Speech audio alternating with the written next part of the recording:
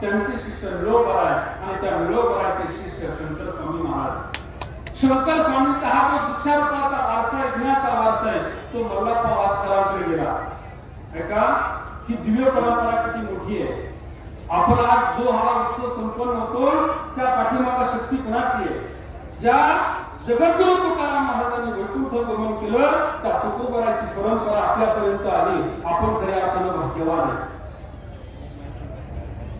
शंकर स्वामी महाराज ही परंपरा मागील एकदा बोललो होतो. ही परंपरा केवढी मोठी थोडस सांगतोय. आज महाराष्ट्रामध्ये वारकरी संप्रदायाने सगळ्यात कशाला महत्व दिलं असेल तर ते भजनाला दिलेले. हो, संप्रदायाने भजनाला महत्व दिलेले. तुकाराम म्हणे इथे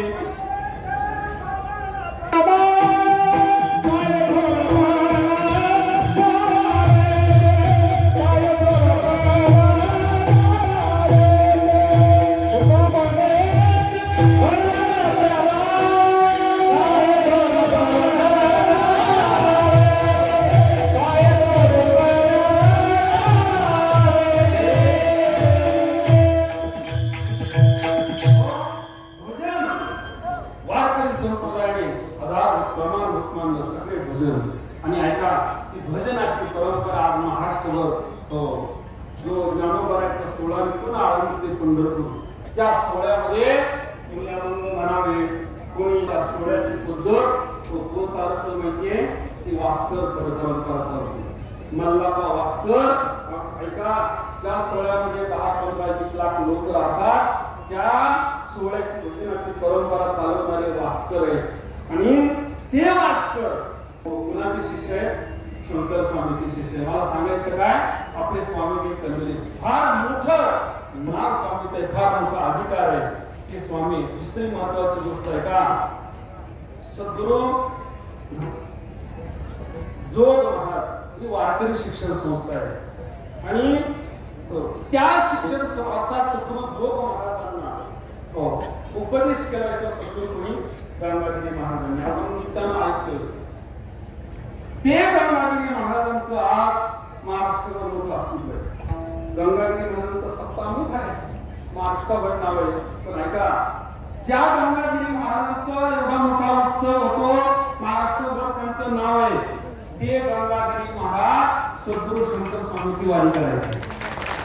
सद्गुरु शंकर स्वामींची वारी आणि माझ्या इतिहासात माझ्या वाचलेल्या इतिहासात अशी माहिती आहे की सद्गुरु गंगागिरी महाराजांनी वारी केली आक्रमण हा शंकर स्वामीचा 281 जो आक्रमण आहे याच्या मागचे जे सप्ताह आहे तर बरेचसे सप्ताह स्वतः सद्गुरु गंगागिरी महाराजांनी शंकर स्वामीचे केले.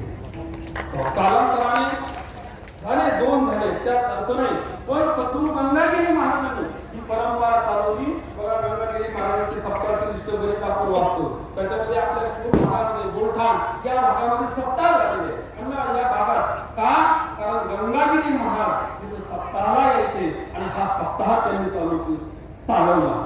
मला मुद्दा हा सांगायचा आहे, संत शंकर स्वामी महाराज यांनी खऱ्या अर्थाने वारकरी संप्रदायाची दिशा आणि मार्गदर्शन तुम्हाला आम्हाला केलं म्हणून आज एवढा मोठा उत्सव या ठिकाणी संपन्न होतो.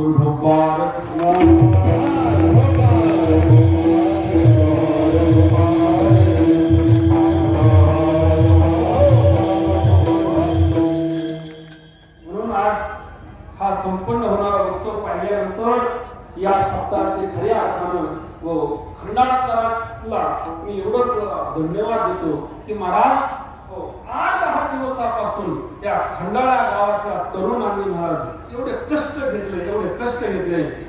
आज या व्यासपीठावर सांगतो शंकर स्वामी महाराज सुद्धा या तरुणांचा संसार हा तरुण नेल्याशिवाय राहणार नाही.